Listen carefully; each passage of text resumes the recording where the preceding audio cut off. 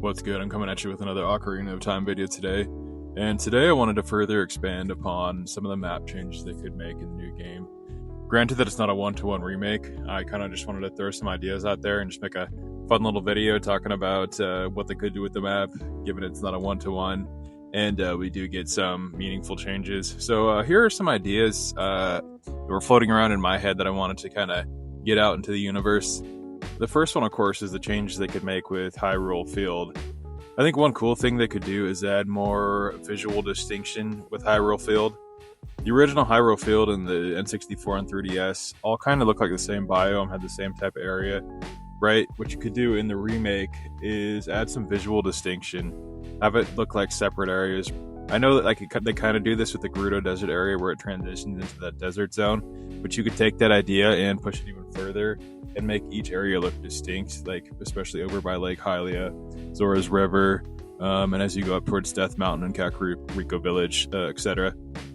They could also add some traveling merchants into the area and also do some, I don't know, maybe they could do something like patrols at night, right? Like say the Hyrule Castle guards come down and patrol the Hyrule Field at night and look out for monsters and, whatnot. And just in general, have a set schedule and kind of do patrols of the area. That would be pretty neat. Another thing you could incorporate is wildlife and random enemy encounters. I'm not talking about the regular kind of fixed enemies we see throughout the field, like the Peahats and the Stall Childs, right?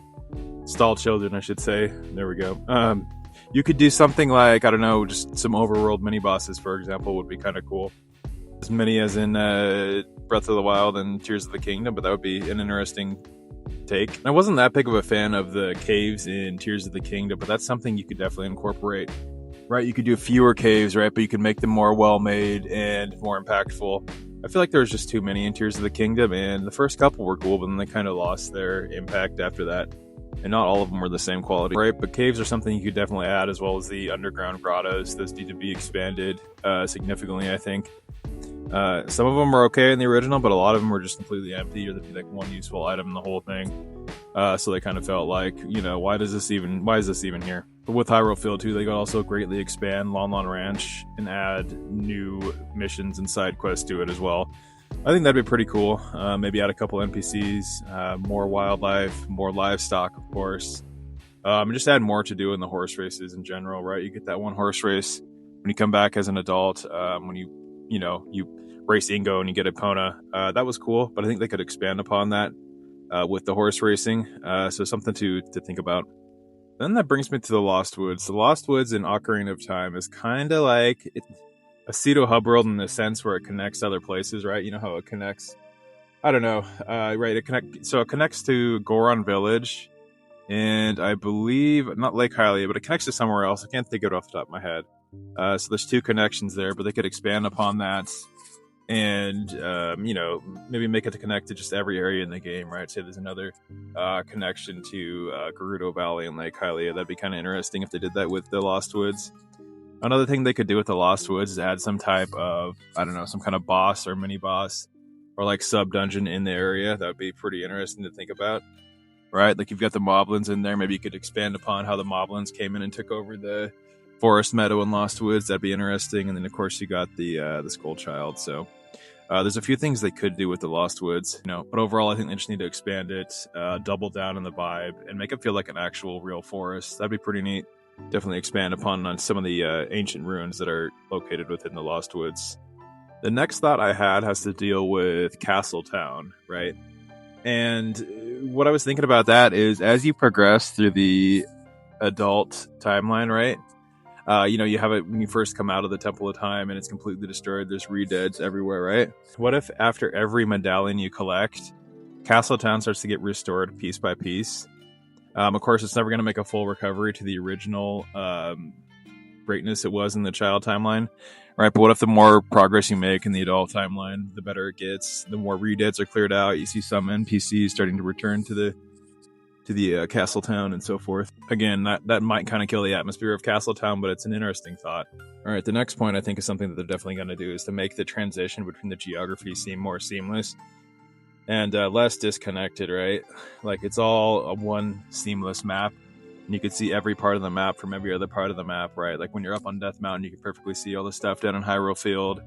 You could see Zora's River, and so forth. Just to give the kingdom a more cohesive look, right? They kind of try to do this in the original to some extent. At least they give off the illusion of it. You can see Death Mountain in the background. You can see the castle in the background, even though it's just a little, a static image. But it kind of works to some extent. I think they just need to double down on that, which they probably will. And I think Hyrule will be looking amazing once they do that. So yeah, that's one more thought I had. The next thought has to do with Gerudo Valley. So since Gerudo Valley has such an iconic theme and it's such a cool location, I want to see them expand upon it, right? I feel like Gerudo Valley is kind of just a little stop on your way to Gerudo Fortress and Haunted Wasteland. I think they need to overhaul it completely, add a lot more things to do in Gerudo Valley. I don't know if you want to do some additional side quests or missions or stuff like that. I don't know. You could also have a few more shops in the area. That would be really cool. But also just expand upon the environment and the terrain itself, right?